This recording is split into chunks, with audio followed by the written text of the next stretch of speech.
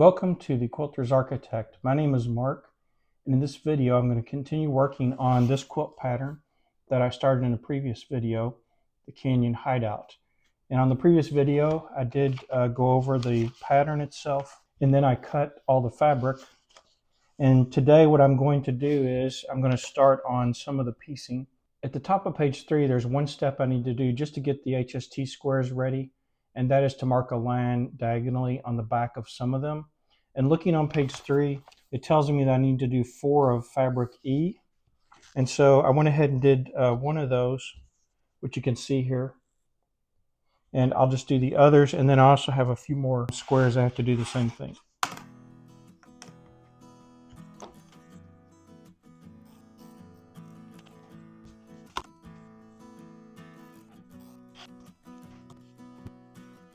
You really have to get pressure on that very end where the corner of the fabric is, or the fabric tends to pull. Okay, so it says I need to do the same for 14 of fabric I. So since this is a lighter fabric, I'm going to go with a pencil, because otherwise I would struggle to see that white.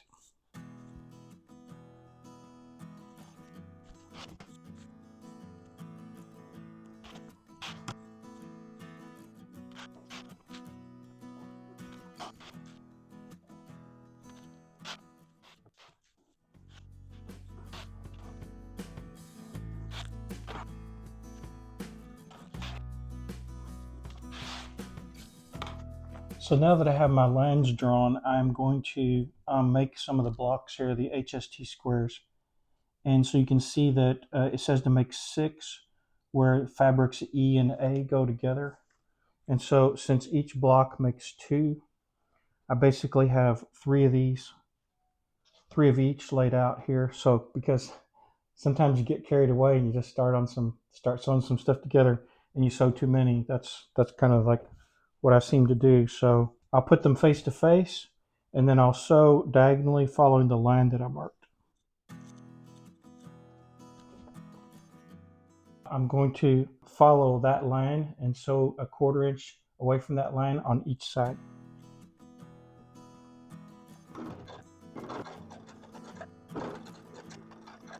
I know I could chain these, but I'm just going to do the first one just to make sure that things are going well before I start trying to do multiple at a time.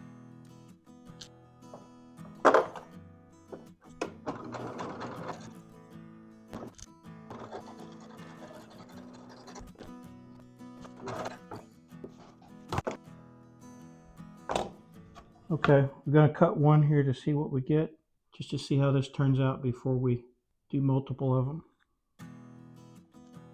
I think I need to change this rotary cutter blade.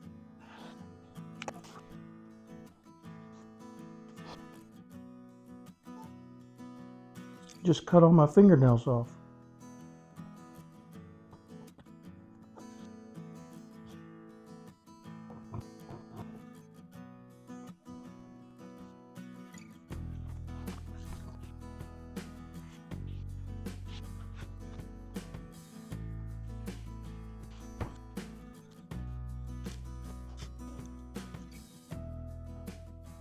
That's not good.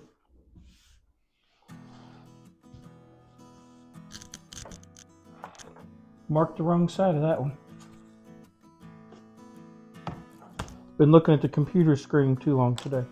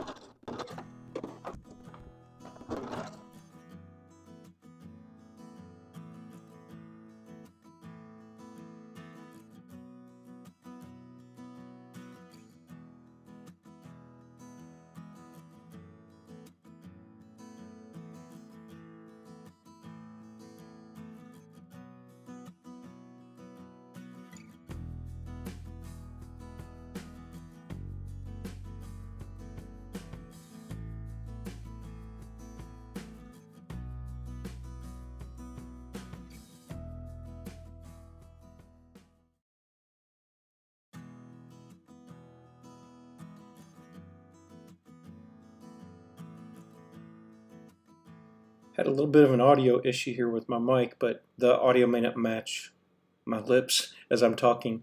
When I cut these HST squares, the piecing for them, they're 6 and 7/8 inch squares, and I was thinking originally there would be some extra to trim off all the way around, but actually they came out almost right on. I just have the little corner, the seam overhang that I need to trim off. You could, I guess, if someone chose to cut those HST pieces larger, they might have some to cut off when they use the 6.5 inch square, but I ended up not having really anything to trim off on the four sides.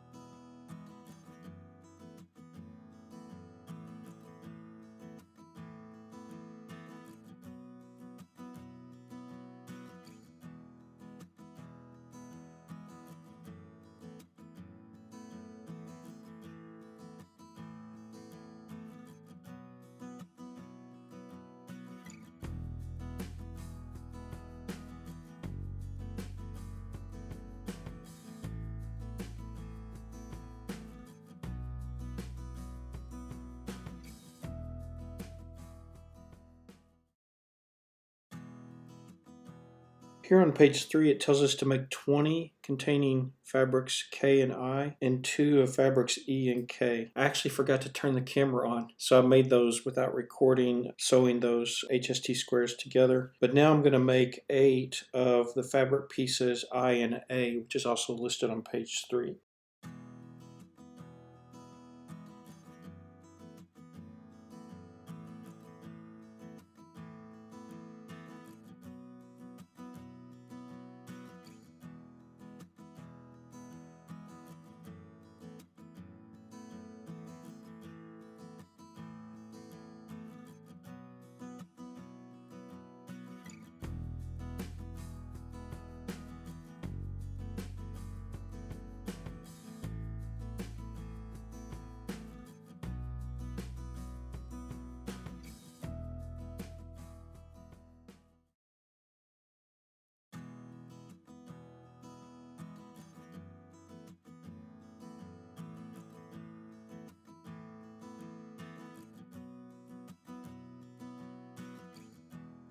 So now that I have all these HST squares pieced that are on page 3 of the quilt pattern, I'm going to finish cutting them, just pressing the seams and also trimming the corners off.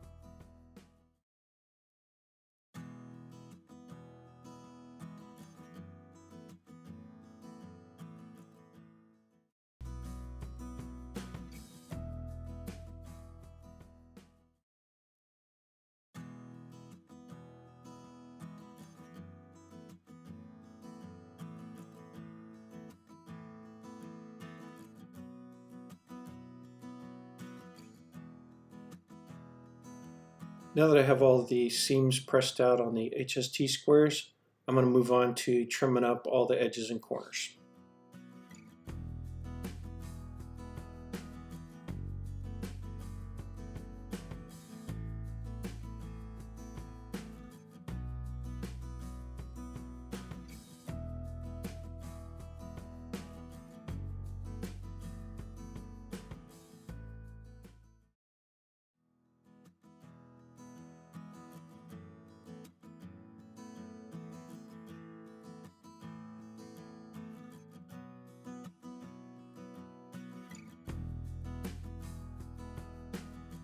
Okay, so that wraps up making the HST squares, and you can see that here listed on page 3 for pieces E and A, I was to make 6 of those, have those here, and then for pieces K and I was to make 20 of those, and then for pieces I and A, I have 8 of those, and then the last one, pieces E and K. We have 2 of those HST squares.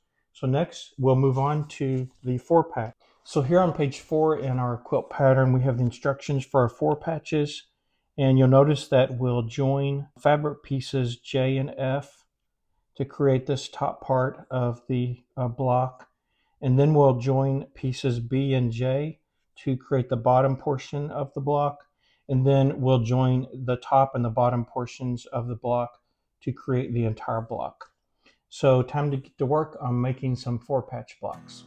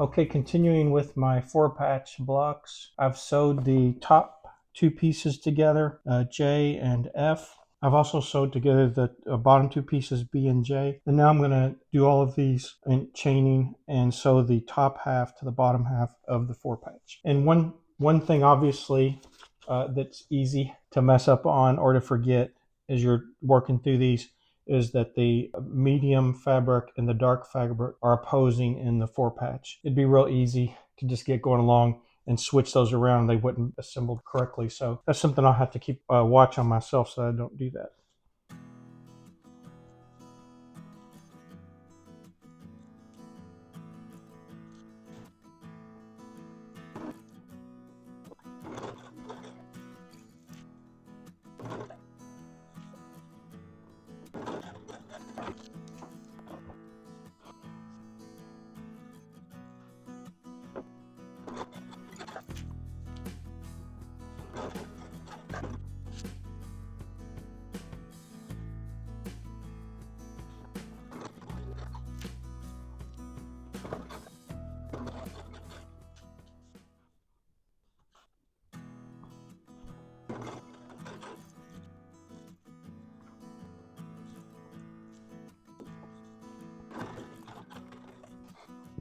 This is definitely one of those things you have to hold your mouth just right for it to work.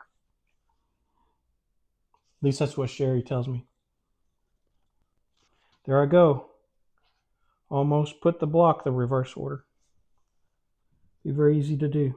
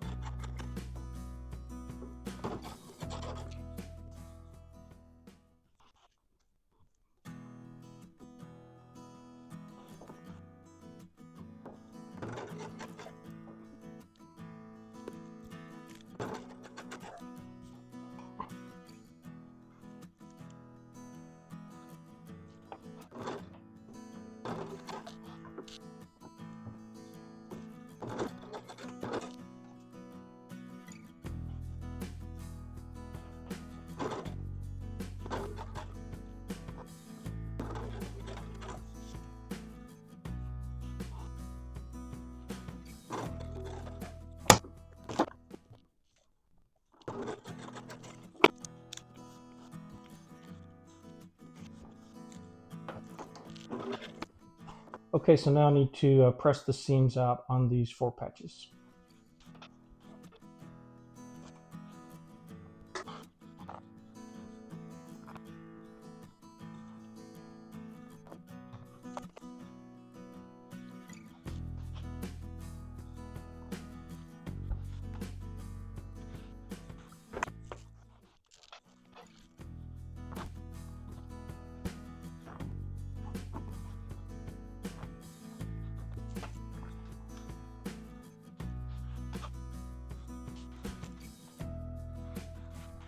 We need 12 of these, 3, 7, and 5.